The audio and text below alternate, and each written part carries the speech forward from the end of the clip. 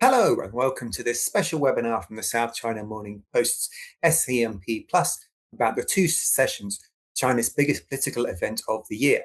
I'm Neil Denslow, an editor on SCMP Plus, and I'm pleased to say we're joined by three experts from the Asia Society Policy Institute's Center for China Analysis. We have Lizzi C, who focuses on economics, Lyle Morris, who works on foreign policy and national defense, and then politics expert Neil Thomas. So thank you all for being here. We've got a lot to talk about. We've had a lot of questions from subscribers to South China Morning Post as well through the website. So I think we might as well jump straight in. Lizzi, if I can turn to you first. Obviously, one of the big issues we had from the two sessions was China announcing a lower annual growth target, 4.5% to 5%, while striving for better in praxis. So I wonder if you could tell us, what is the significance of this reduction in the growth target? And what should we read into this qualification about striving for better in praxis? Well, great question, Neil. I think the key is not to read the 4.5 to 5% target as a downgrade from around 5% as typical in past years, but as a recalibration of how Beijing wants to manage growth in this stage of China's development. First, as you pointed out, it's a shift to a range target instead of a single number. And to me, that reflects a recognition that the macro environment, both domestic and global, has become more uncertain. So by setting a band rather than a simple number, policymakers are essentially building in flexibility. So 4.5%, that's a policy floor. 5%, as you pointed out, that's a direction of effort, which is why the government report adds a qualification that authorities will strive for better in practice, exactly as you said. So basically, leadership wants to avoid locking itself into a number, but still signal ambition there. And also, the timing really matters. As you know, 2026 is the first year of China's new 15th five-year plan cycle. So the target that's being set this year is not just for 1 year, but kind of for the trajectory for the next 5 years. And as you know, China is in the middle of this very difficult transition from the so-called old growth drivers, right? Property, infrastructure, to the new ones, such as advanced manufacturing technology, a more robust domestic demand-driven economy. So during this kind of transition, I think policymakers are less concerned about squeezing out every 10th of a percent point of growth, more concerned about ensuring that the economy doesn't stall or wobble or lose steam while the new engines come online and the old engines are not dismantled overnight. And there's no easy way to do that. Cool. And the confidence about hitting this target, we think that they should be fairly straightforward. Or do you think it's going to be a risk?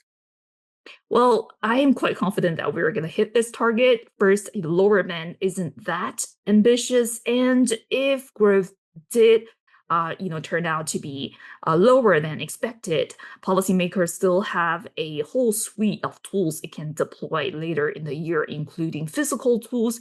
And also, if nothing works, China can still revert to infrastructure build out, and that's a surefire way to juice growth.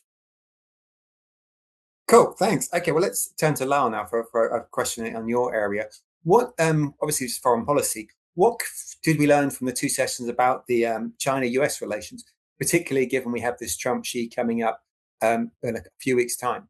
Thanks, Neil. Yeah, I think a lot of it hinges on this Trump-Xi summit in Beijing, right, at the end of this month. I mean, it's a major event for both leaders in both countries, which, by the way, I would like to highlight that South China Morning Post, according to reporting, there was talk about maybe being off due to the U.S.-Iran strikes, but according to one report by South China Morning Post, it's still on, so that's good news.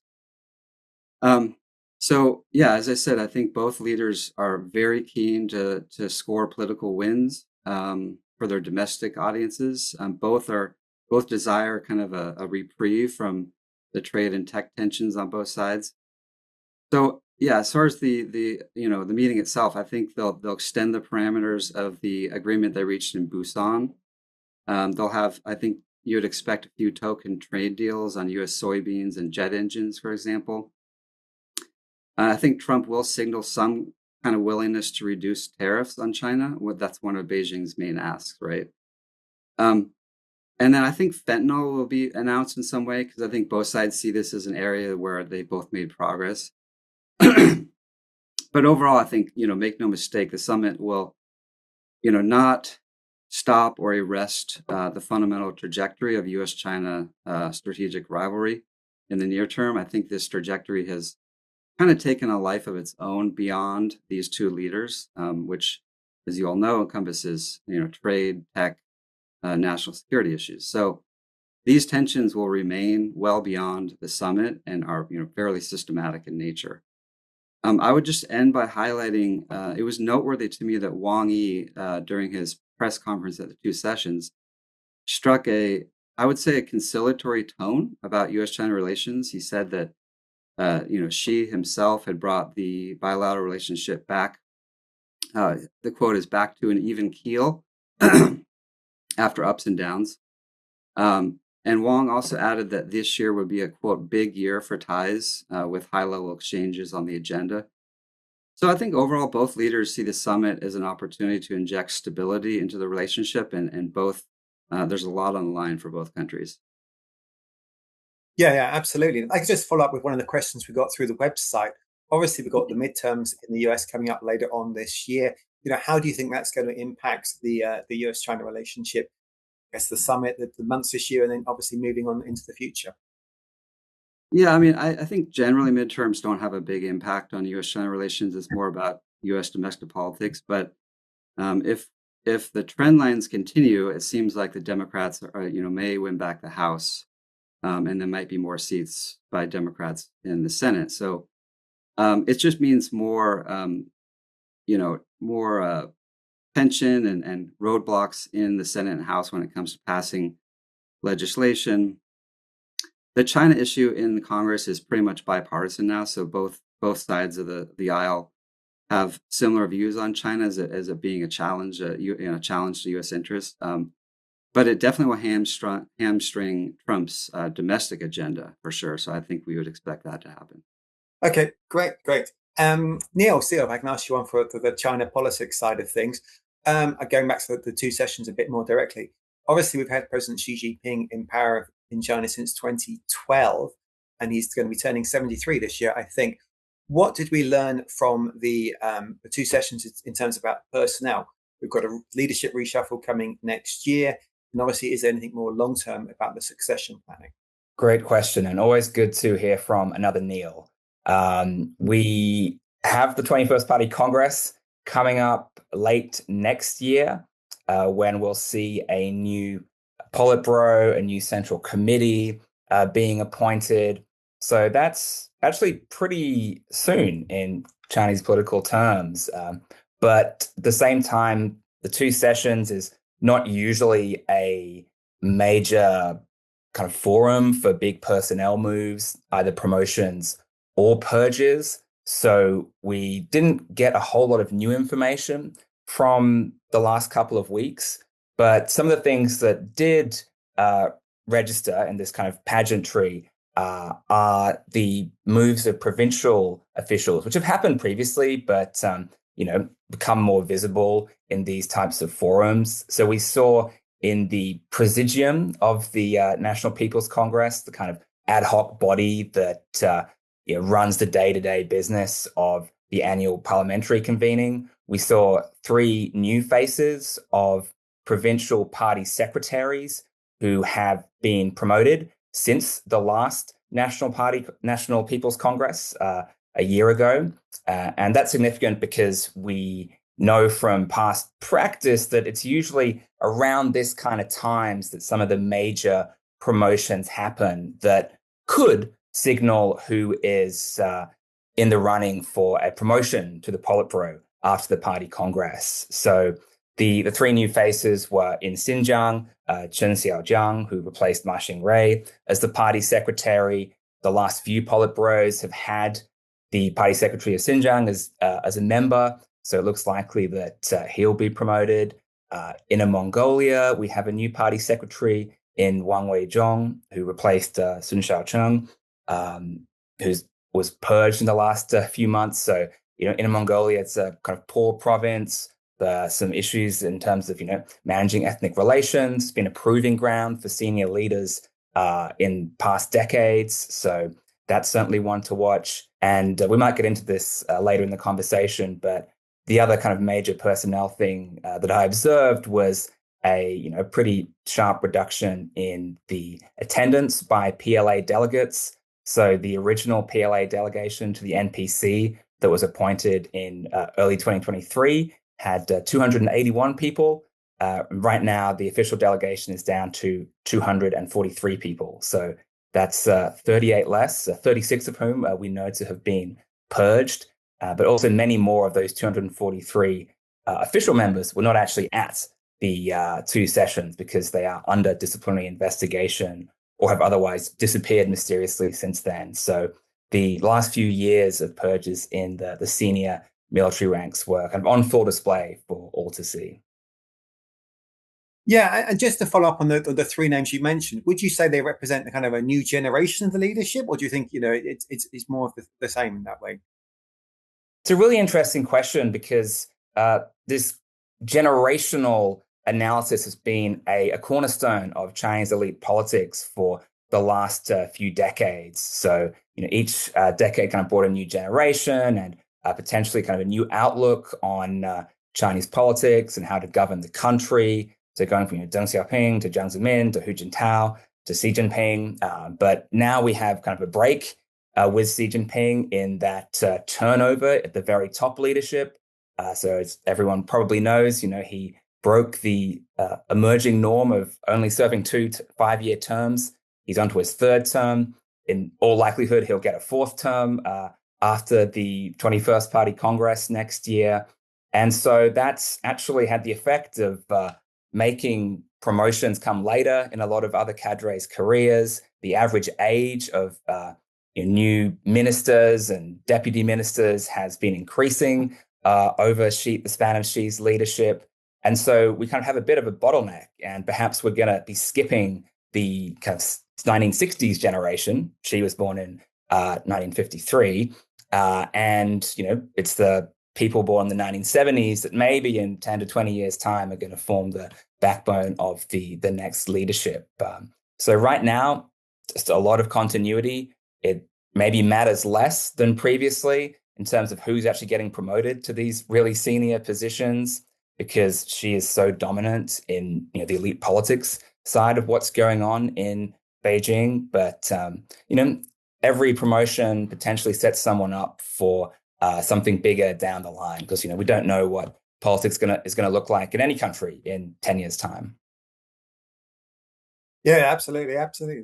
Okay, Lizzie, if I could swing back to you with another question about the economy. Obviously, one of the buzz phrases we've had from the 5-year plan and elsewhere is new quality productive forces. I wondered if you could just talk us through a little bit more about what this means in terms of President Xi and the China economy, and how is the 5-year plan supporting this drive? Yeah, absolutely. As you pointed out, the buzzword new quality productive forces, there's a lot of chatters, discussions about what exactly those forces are and what are the implications. But, to me, it's really about a shift in how China generates productivity or growth in general. As we mentioned, for the past few decades, the economy kind of relied heavily on a few drivers, including real estate, infrastructure, industrial expansion. But now the leadership is emphasizing a transition toward innovation-led growth, where productivity gains are expected to come from technology, scientific breakthroughs, and also upgrading of traditional industries. So the focus is moving from scale expansion to improving the tech concentration or the tech content of the economy. That means sectors like AI, quantum technology, new energy, including nuclear, and the biotech, et cetera, et cetera. So what are the features of these new quality productive forces? Well, first, in these areas, as you see, the boundary between scientific research and industrial production is very blurred. It's sort of on the verge of science and industry. And second, these are not only seen as future growth engines, but also as critical tools and critical chokeholds for China's goal of tech self-reliance.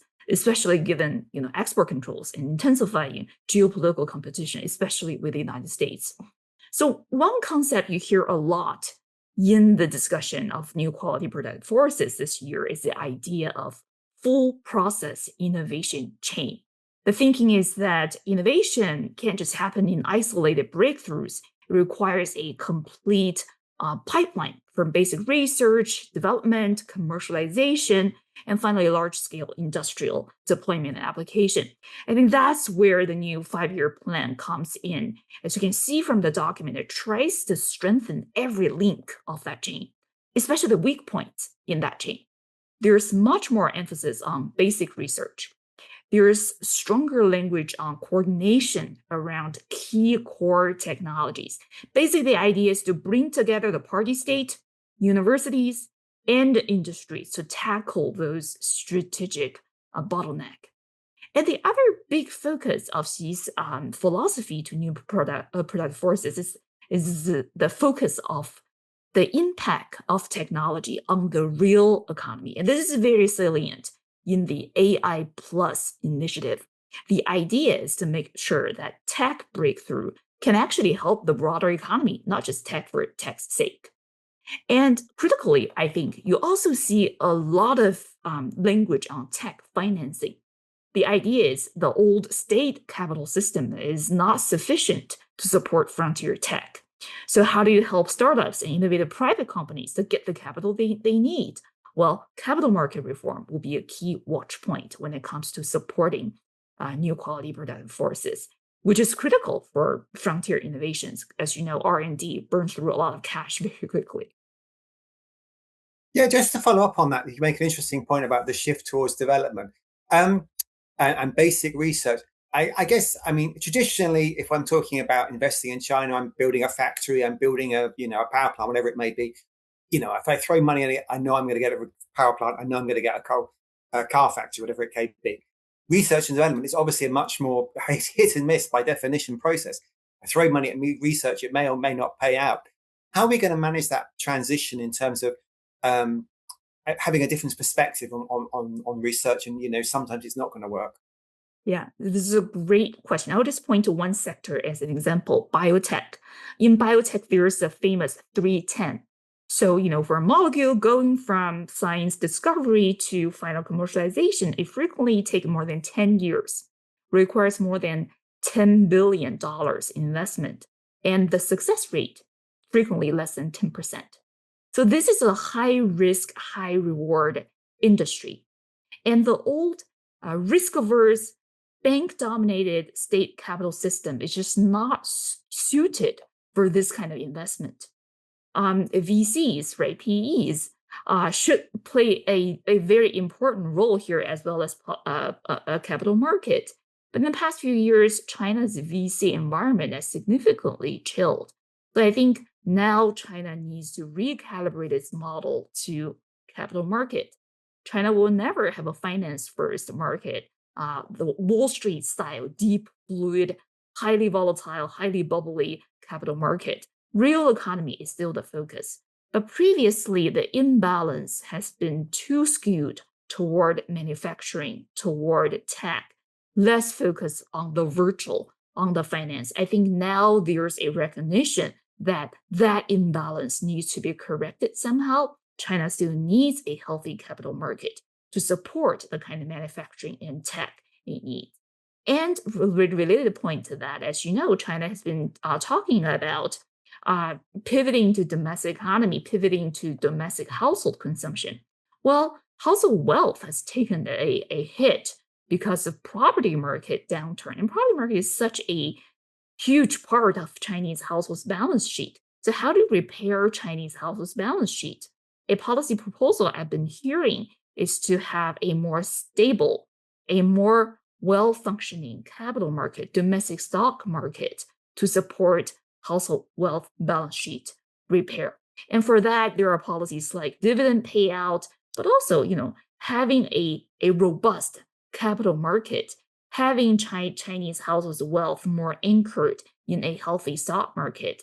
That's potentially part of the calculation too. So this is really kind of a multi-purpose initiative. Yeah, definitely. We'll come back to some of those points in a minute, particularly about domestic consumption. But Lyle, if I could just turn back to you again for one, but to have to ask you about a topic we had a lot of questions coming in, which is obviously about the military purge, which Neil was touching on earlier as well. What do we think of, the two sessions just told us about this, the situation? Is the purge still ongoing? What more can we expect, looking forwards? Yeah, obviously it's one of the key questions coming out of two sessions and just in the last few years is the purges and the PLA and what are Xi's intentions. I'll start off by saying we really don't know the true reasons behind these scandals. We know, the ambiguous statements from Chinese officials about, corruption and being loyal to the party. So, whether it's any of these these generals, excuse me, Miao Hua, He Weidong, Zhang Youxia, they all very clearly violated what I call the original sin in Chinese politics, which is basically amassing too much power outside of Xi and the party. And they very likely engaged in some type of corruption so large, it had to be so large that Xi could not ignore it, right? So I think that's fairly clear based on the seniority of people being purged.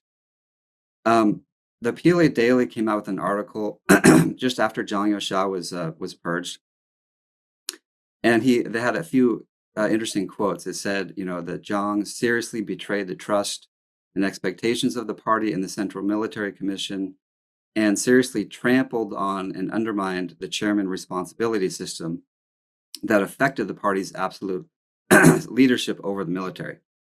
So I read that statement, not only about corruption, but about being a political issue that she thought really undermined the party itself. So I think it's broader than just corruption. If you look at Xi's remarks at the plenary meeting of PLA delegates, he had a few interesting quotes. He said, the military wields the gun. There must be no one in the military who harbors disloyalty to the party, and there must be no hiding place for corrupt elements. And then he said the fight against corruption must be resolutely advanced. You saw a similar message echoed from Dong Jun and Zhang Shengmin during meetings at the two sessions. So very clearly signaling, I think, cracking down on corruption and loyalty in the party. To answer a question about where do we go from here, I think I would expect a leadership void in the CMC for a while now, most likely until the next party congress in 2027. I think this void has ramifications for PLA training and readiness. Definitely has an impact on procurement of weapon systems in the PLA. That was one of the areas that we saw was targeted by Xi as the procurement of weapons and its nuclear forces, for example. And I do think it will affect the 2027 centennial milestone, which is the 100th anniversary of the PLA. I don't know how much it'll affect, and publicly we probably won't see that from China, but I do think internally it will have some effect on, as I said, readiness and training in the PLA. As far as more down the line, I have no doubt the CMC will be reconstituted after 2027. You'll see new, younger officers, probably who are even more loyal to Xi, will execute the missions that Xi has set out for the PLA. So longer term, I think one can argue that this, Xi is trying to rid the PLA of decades of, residual corruption and residual corrupt elements. And so one could foresee a scenario in the CMC in 10 years that they're much more powerful, streamlined. There's a lot of trust between Xi and the CMC, but we'll have to wait and see. Yeah, interesting. You think the CMC will get reconstituted? I mean, do you think it'll be back to the same size as it was before, or do you think it's going to be, significantly different in how it operates? Fewer people, different division of responsibilities, whatever that may be. And in terms of the purge, what do you think? Are we going to carry on at this pace, or is it going to, eventually start to slow down? So, the CMC has progressively gotten smaller. It used to be all the theater and commanders of all the armed forces had a seat on the CMC. And then they started to dwindle it down to just kind of core members with 2 vice chairs. And members of other units of the CMC, not just a de facto service head. So I expect that to be the same. I think the number, I don't think it would benefit Xi to have an even smaller CMC. I think you need a certain number to represent all parts of the PLA. And then as far as the pace of purges going forward, I got to be honest, there isn't many other senior leaders to be purged. We're getting down to a pretty small set of PLA officers who are still have their seats, still have their positions. So it's sort of a numbers game now. I think Xi has pretty much had a clean slate, almost a clean slate when it comes to senior leaders in the PLA. I mean, every service, lieutenant commanders, lieutenant generals have been purged. I referenced the CSIS had a recent report that really gave a good indication of just the breadth and depth of the purges across all the services of the PLA. So I expect it to kind of slow down by virtue of the fact that there aren't many left, the kind of the old guard, so to speak, the Zhang Youxiaos of the PLA. So and it's not in Xi's interest to completely, have a clean slate where there's like no senior officers left. I don't think that's in his interest. So I think he's probably you'll see a decrease in the number, and then you're gonna, as you see more positions being filled, it'll be very interesting to see who these people are, what their backgrounds are. Like I said, I expect them to be much younger, probably less operational experience and less ties to Xi, especially Xi's hometown. Okay, great. Thank you. Neil, if I can move back to you once again. I wanted to ask you about a topic we covered today in the SCMP Plus daily newsletter, which is the relationship between the central government and the local government, and how that is evolving, particularly in terms of this shift that Lizzi was talking about in terms of the economic development plan.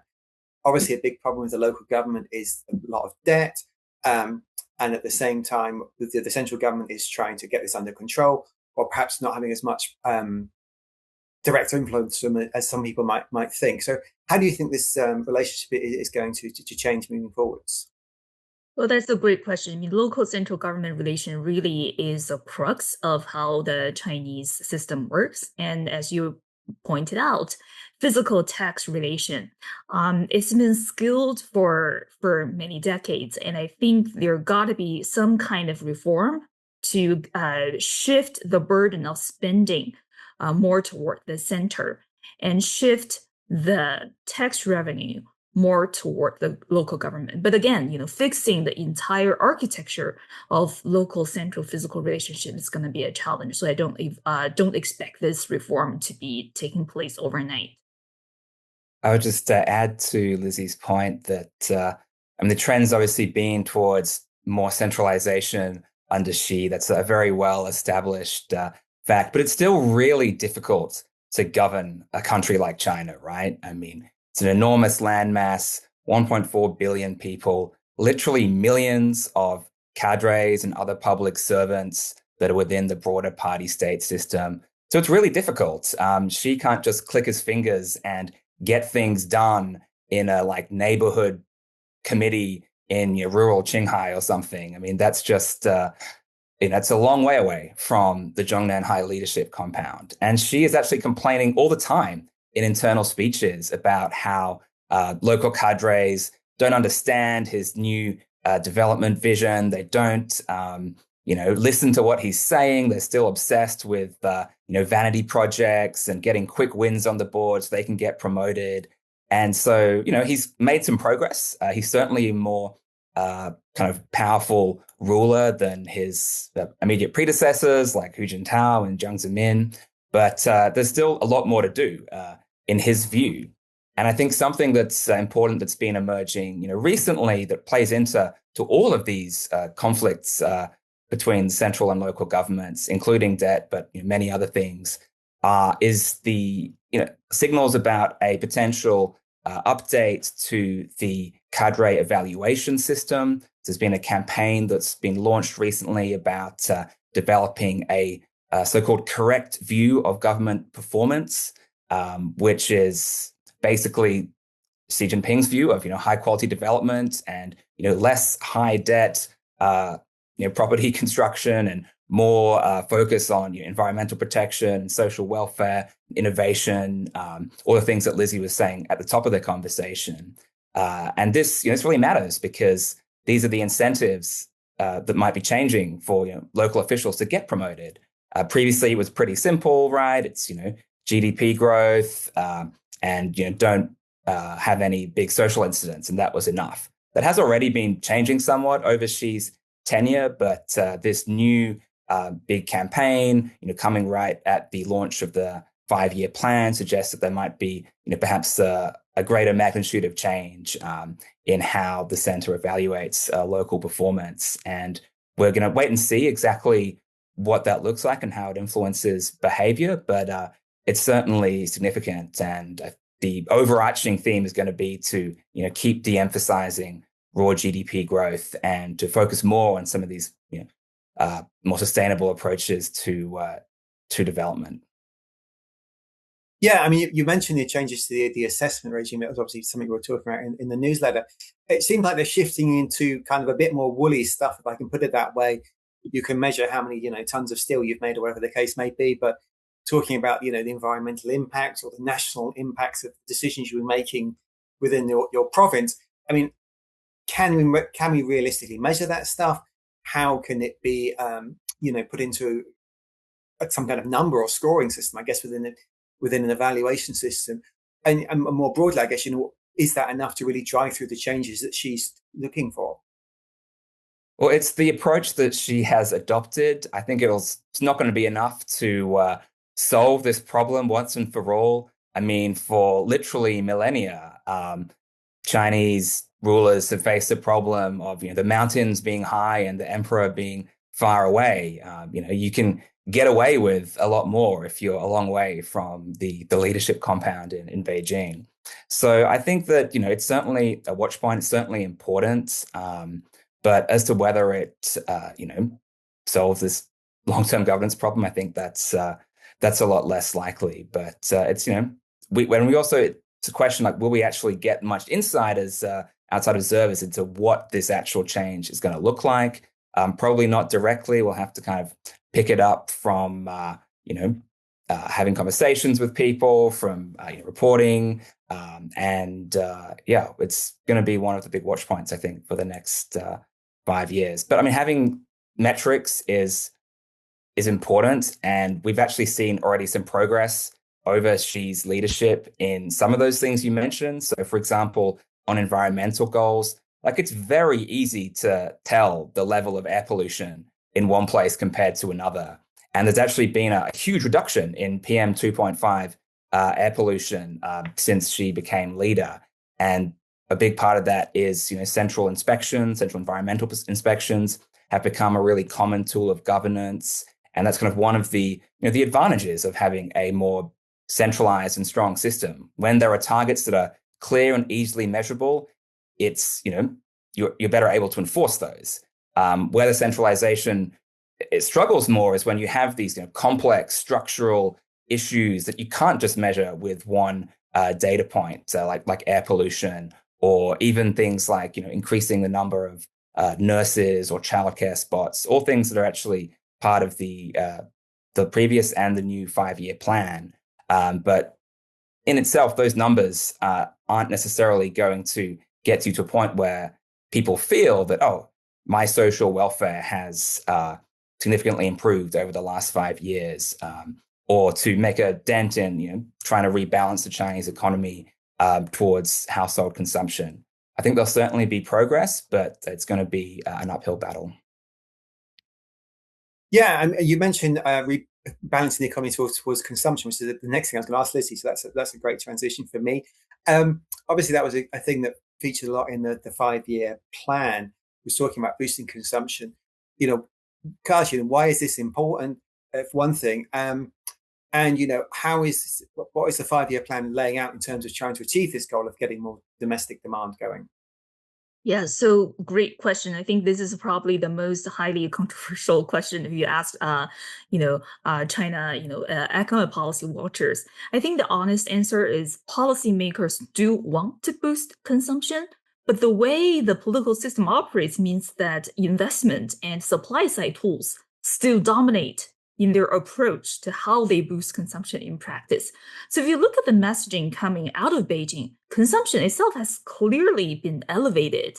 Documented from last year from the Central Economic Work Conference in December.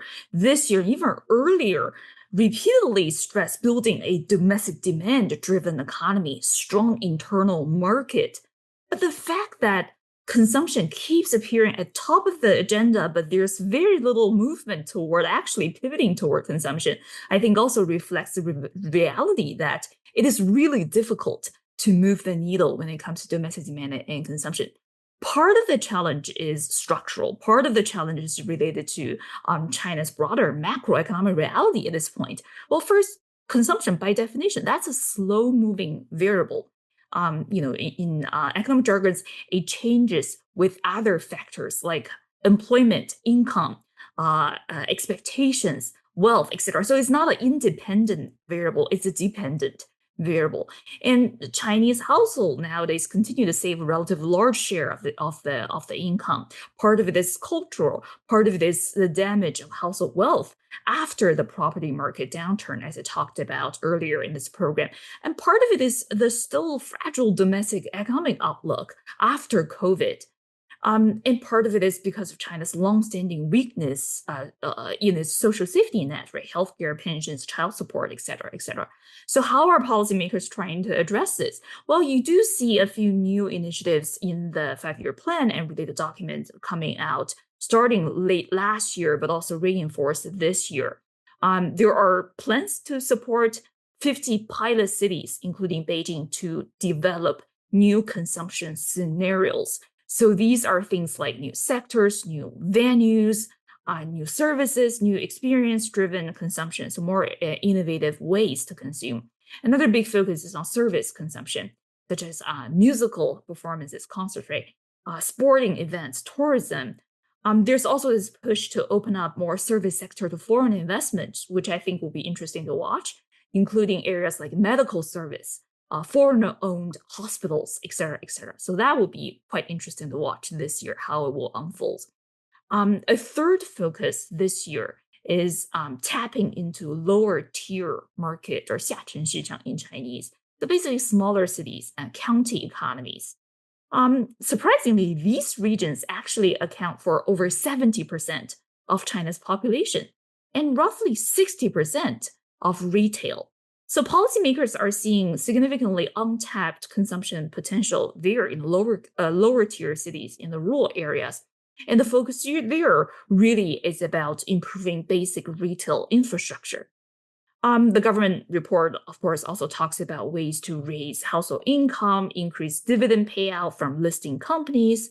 So a variety of different initiatives. So will they matter? I think on the margin, yes. But ultimately, the deeper issue is that the pivot to domestic demand takes a lot of fundamental reforms. And the most powerful driver of consumption is still household wealth, income, and income stability. And those are not easy reforms to make. So I think the commitment, the political commitment to boosting consumption is real. And there are more policy tools being deployed. But structurally, China's system is still much more comfortable operating through investment supply-side tools, right? Building sporting venues, which is why investment and industrial policy continue to play such a big role when it comes to consumption boosting policy, which is a little confusing for outside observers.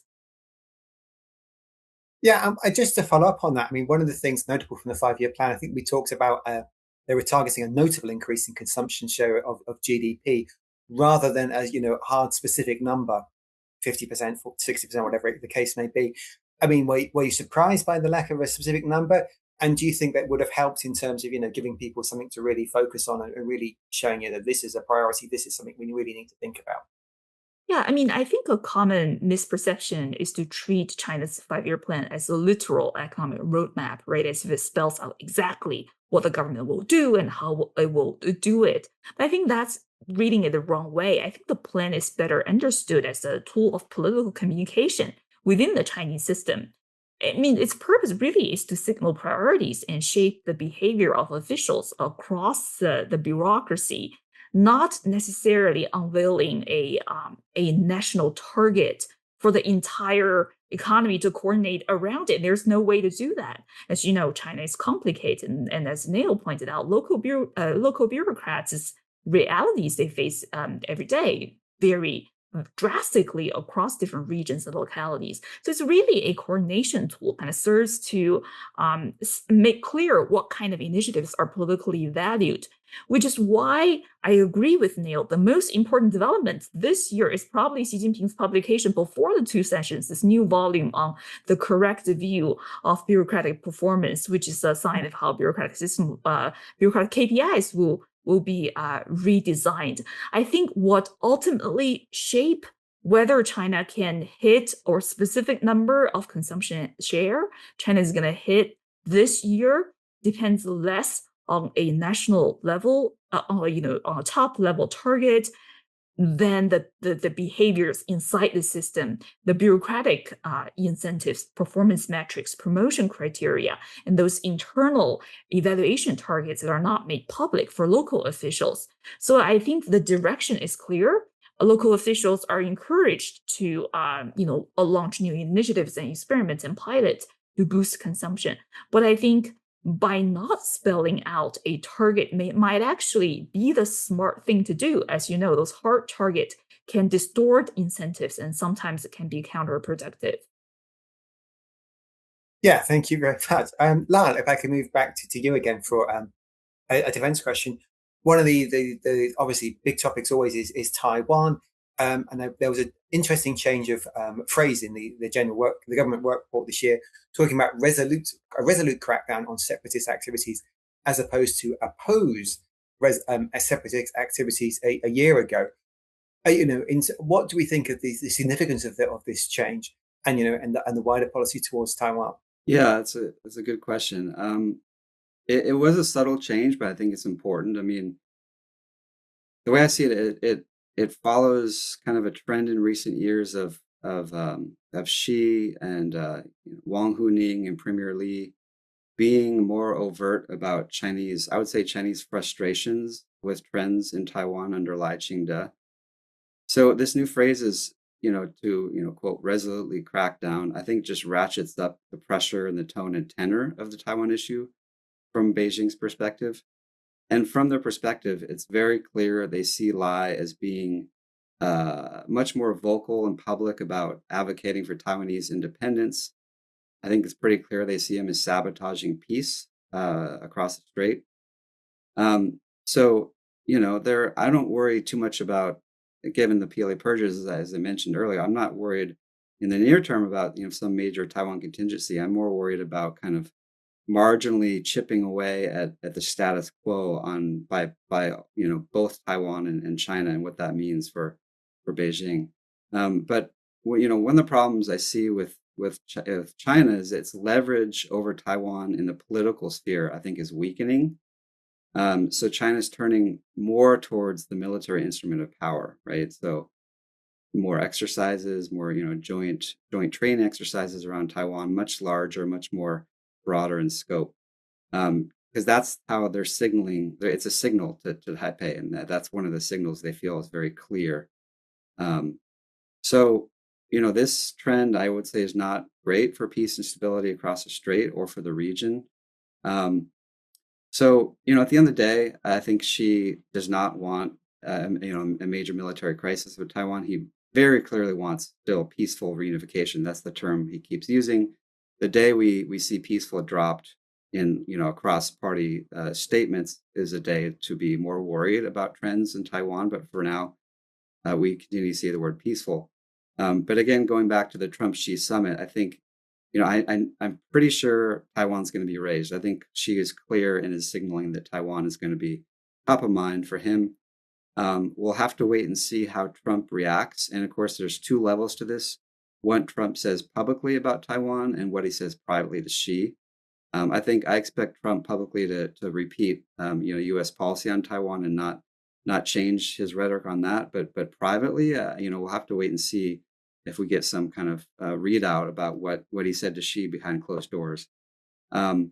But the bottom line is both Trump and Xi don't want conflict on Taiwan. I think they're both trying to reassure each other that that they don't mean to change the status quo and kind of upset the bottom lines for Beijing and Washington.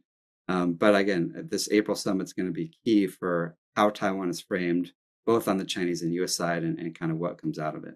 Yeah, and it was interesting going back to the last Trump-Xi phone call. I think to remember the readout from the Chinese side was like 90% Taiwan, I think, and the US side, I don't think they even mentioned it. I mean, how important is Taiwan, among US official government and US policy leaders? So that's a very that's a question with a lot of layers. I would say, if you look at who the Trump cabinet is, right, Rubio, Hegseth, and you look at Congress, there's pretty clear consensus on U.S. Policy towards Taiwan. It shouldn't change. We need to have continuity. We need to continue arms sales. Trump himself, it's a little bit more unclear what he thinks. I think he looks at Taiwan through an economic and trade lens. Clearly, when he raised Taiwan on the campaign trail, right, what did he talk about? He talked about TSMC, talked about chips, talked about, Taiwan stealing jobs from the U.S., which is what he said for most other foreign countries, right? So I think Trump, we know that there's sort of the two levels there's one pretty clear level in the cabinet level in the U.S. bureaucracy, but Trump himself is willing to change. We see that with how he interacts with Putin and war in Ukraine. We see that with Trump's and NATO policy, for example. So I think Trump does not want war. He doesn't want any crisis. But I think he definitely prioritizes his relationship with Xi, and what he's willing to say to Xi that might placate him when it comes to Taiwan is potentially an area of concern, because we in the U.S. are kind of parsing every word he says on Taiwan. Like I said before, I don't expect him to veer much from U.S. policy, but kind of subtle signals he might use when it comes to Taiwan might change the kind of the vibe or the tone when it comes to U.S. policy towards Taiwan. But to answer your question, I don't really have a good bead on how Trump views Taiwan beyond trade and economics. I think that's his main focus. Okay, thank you. Neil, if I can head back to you. We mentioned earlier about the corruption drive and with it certainly from the military perspective, obviously it's broader than that across other areas of government and society. How do you see this playing out moving forwards?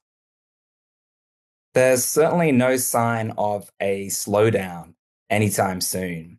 If we look at the data that the party's published about its disciplinary investigations, last year set new records in terms of the number of centrally managed officials purged since the Mao era. And that's both in the military domain, that's got a lot of coverage, but also in the civilian domain as well. So we're seeing this not just anti-corruption, but kind of a broader disciplinary campaign keep intensifying, even as Xi gets more powerful. I mean, he scored this incredible political victory in 2022, breaking the emerging norm of only 2 terms, filling out the top leadership positions with his own people. So in my view, it's not like Xi needs to be doing these purges to stay in power. He is choosing to do these purges because he wants to remake the party into what, in his view, will become a more capable and a stronger governing institution. This is part of a campaign that's been going on, or kind of a vision that she's had for a long time, called self-revolution, which is kind of his answer to a question that party leaders have been grappling with for decades, which is, how do you escape this historical cycle in China of rising and falling dynasties that has played out over the last thousands of years? And she talks about this very explicitly and directly in many of his internal conversations with cadres that have since been published in excerpts. And that to me is quite revealing. So he is concerned about, the party's long-term survival, and he thinks it needs to do a better job of policing itself and of governing China, if that's going to happen. So I think there is a purpose, perhaps even a sincerity to these purges that is often missed. Yes, they of course make him more powerful, but this power has a purpose. I mean, she is a true believer in trying to accomplish China's national rejuvenation and to use the party, which his father was a revolutionary leader of, to make that happen. So I think that this relatively high level of discipline is a bit of a new normal. Where I think there's a wrinkle in the last couple of years is that we really have seen an absolute evisceration of the PLA leadership. Like almost everyone who was there at the last party congress in 2022 is gone now, with a handful of exceptions. And that is really an outlier, even compared to these record levels of discipline in the civilian sector. So I think what's happening in the PLA right now is kind of unique in its magnitude. PLA, is obviously the gun, right? It's like it controls the tanks and the weapons to a large degree. So it's very important to have intense political discipline there. And it's increasingly important tool of Chinese foreign policy in terms of being able to advance China's priorities beyond its own borders. So that may reduce from where it's been the last few years, into Xi's next term. But in general, this fairly regular tempo of making an example of people who don't either listen to Xi's dictates about corruption or just don't implement his policy agenda like Xi feels they should be, is going to be something that we'll have to get used to in Chinese politics.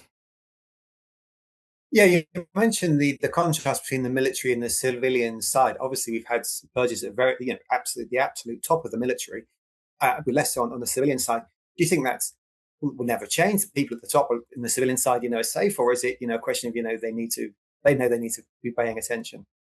Well, it's hard to say if anyone is truly safe. I mean, Zhang Youxia, was a associate of Xi from when they were very young, kind of growing up as the princeling sons of party leaders in elite circles in the 1950s and 1960s. So they've known each other for a long time, and that clearly wasn't enough to protect Zhang Youxia in January when he got purged. So it's also the case that if we look at the Politburo, right, the top 24 or 25 leaders, in Xi's first term, one Politburo member, Sun Zhongsai, got purged, serving Politburo member. In his second term, no Politburo members got purged. And now in Xi's third term, we've had Zhang Youxia, we've had He Weidong, the two generals, and Ma Xingrui, who was the former party secretary of Xinjiang, is still a Politburo member, but he hasn't been seen in public for, I think, over 6 months at this point, and is all but certain to have also been under disciplinary investigation. So even at the high levels of the civilian leadership, there's certainly a lot of scope for more purges there. The interesting next step, which I'm not sure that Xi will take, but which I think would mark a kind of a new qualitative difference in the intensity of anti-corruption, would be if he starts purging some of his, close civilian allies who he's been working with like earlier in his career, who he's known for decades.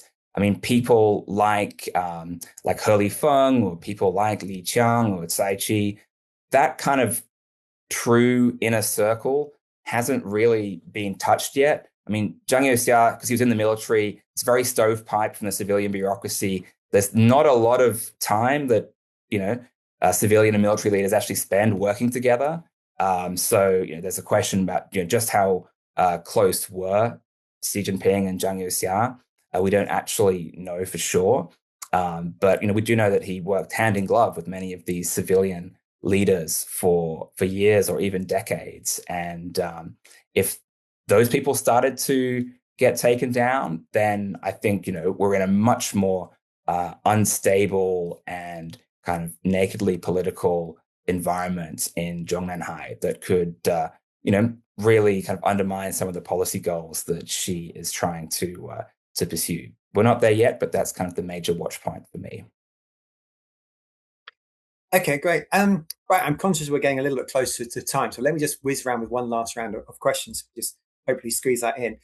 Lizzie, coming back to you for the economy, one obviously big issue we've had is inflation, involution, and price wars, what have you.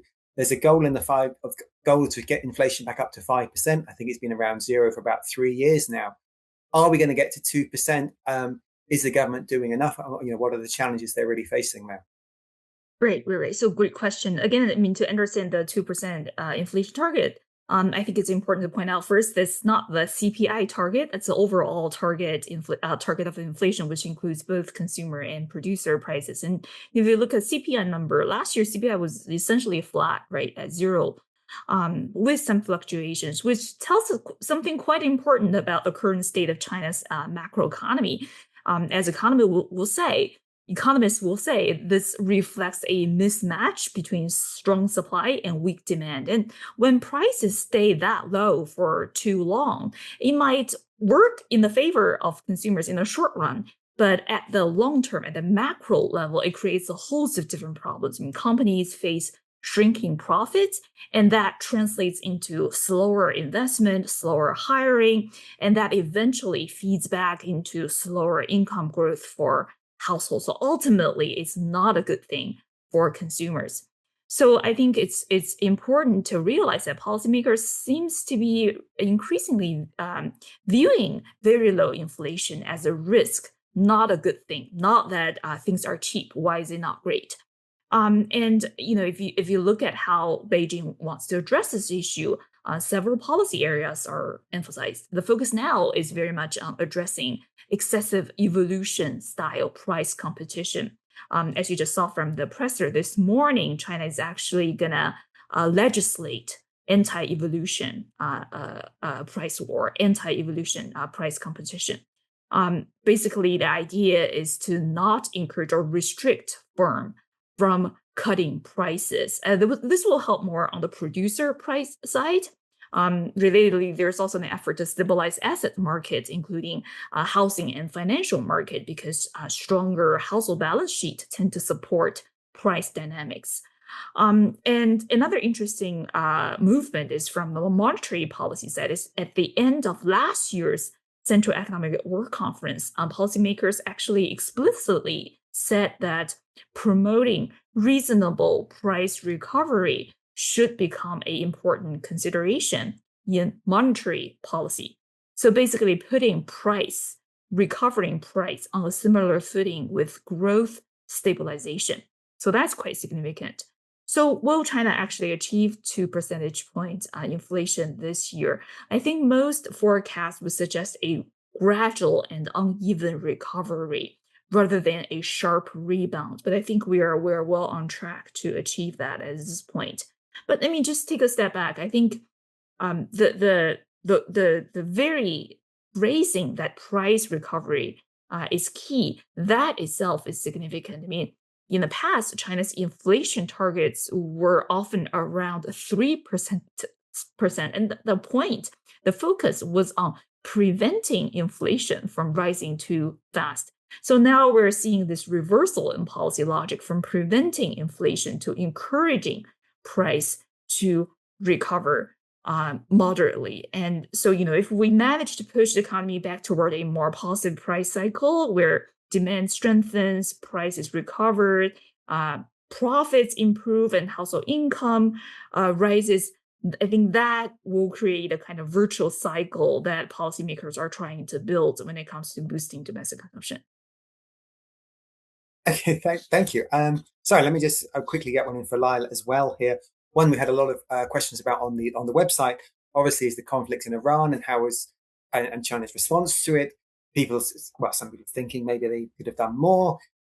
What do you think? What this says, in more broadly about China's foreign policy, particularly in terms of its relations with friendly countries overseas, and what do you think? The China is learning from this conflict in general. Yeah. So, I think my overall takeaway is that the U.S. strikes were a big setback for Chinese interests. I mean, China had invested a lot of diplomatic time, economic investments in Iran over the last, 2 decades.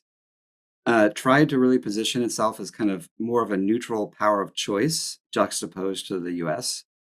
and they had really close relations across the board. And so I think that bet, I wouldn't say has failed, but has definitely set back Chinese interests, greatly.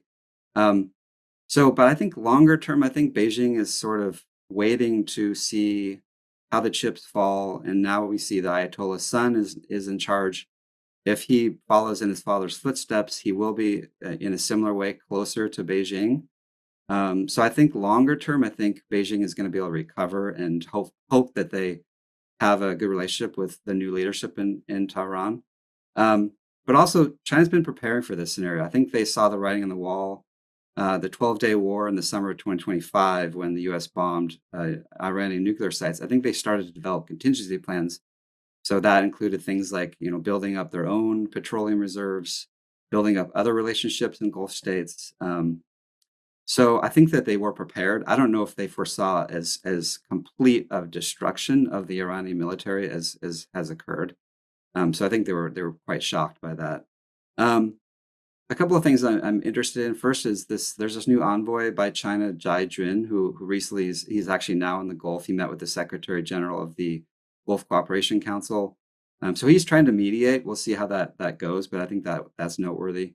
And then militarily, I mean, there's a few just quick takeaways. First, the PLA Navy sent a naval escort mission from Djibouti to the Strait of Hormuz. They're not inside the strait, but they're near it, is my understanding.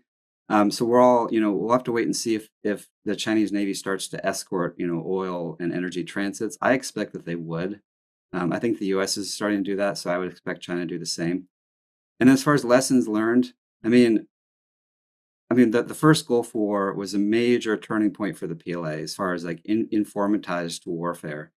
I think this is going to be another data point that's going to shift how the PLA trains and exercises, because you're seeing much more autonomous systems, much more joint warfare. Satellite, GPS and how satellites are used has been a big part of this Iranian conflict. So I think you're going to see doctrinal changes from the PLA to reflect what the U.S. and Israel did. Whether that's good or bad for the PLA, we'll have to wait and see. But they're definitely learning a lot from this conflict. Yeah, certainly. It's clearly one to watch. Okay, Neil, sorry, just the final question to finish us off, and probably, it's a big topic, so apologies for squeezing it in the end here. The property market, obviously, we've mentioned that the ongoing property slump is such a big issue in terms of China's economy, and the way impact is having on household wealth and consumption. In terms of the policy response we're seeing in the 5-year plan and more generally, what are policymakers trying to do to get the property market going again? Is it going to work? Is it sufficient? I think the main thing that the Chinese property market needs to stabilize is basically time. I mean, time to even out, massive imbalance between supply and demand. And we had from 2020 this, crackdown on over-leveraged property developers, been taking out huge amounts of debt to build, thousands, millions of new housing units. And that crackdown, the 3 red lines policy, basically it was a shock to the system, and it popped a bubble-like situation in the Chinese real estate market. And since then, house prices have been falling for years now, which has been having a significant negative wealth effect for Chinese households and their spending. So the main response of Beijing has been to buy a lot of this excess housing stock and convert it to public housing or rental units. It's not been enough to stop this slide in prices, and it's obviously affecting these broader structural issues, like how do you enhance consumption on a economy-wide scale. One of the big reasons why people aren't spending is because they're feeling the effect of this huge part of their household wealth being eroded away year by year. And so, until that picks up, which will take years, we're going to have that as a factor to reckon with in efforts to boost consumption. There are many economists, both outside of China and some within China, who would say that the answer that should be coming from Beijing is, a lot more stimulus, especially direct consumer stimulus, to help kind of correct these economic effects of the property slowdown. But despite years of these calls being made, we have seen a very conservative approach being taken in the last few years and continuing to be taken from what it seems by the 5-year plan that's come out for the next 5 years. And that reflects a concern going up to Xi himself about so-called welfareism. He doesn't feel like the government should be too generous because that will create people who are entitled and who will not be giving the dynamism and innovation that China's economy needs. And that's his view from what we can tell of the speeches he's made about this topic. So I think basically the approach will be, continuing to pursue public housing, buying up some of this inventory, trying to create new consumption scenarios, as Lizzie mentioned, and basically trying to muddle through until this imbalance between in the housing market can resolve itself, but it will take years rather than months. So it's something that I think we'll still be analyzing for, not this 15th 5-year plan, but even the next 16th 5-year plan as well. Right, hopefully I can put it on the list for next year if we do a similar top 2 sessions with you. So that would be great. Thank you very much. Okay, well, let me just wrap up there then and say thank you very much to everyone who's watched the video, everyone who submitted questions via the website previously, and of course to our guests, Lizzie, Lyle, and Neil, and of course to the Asia Society for helping arrange all this. So thank you very much for your time. And yes, I hope we get to do it again in the future.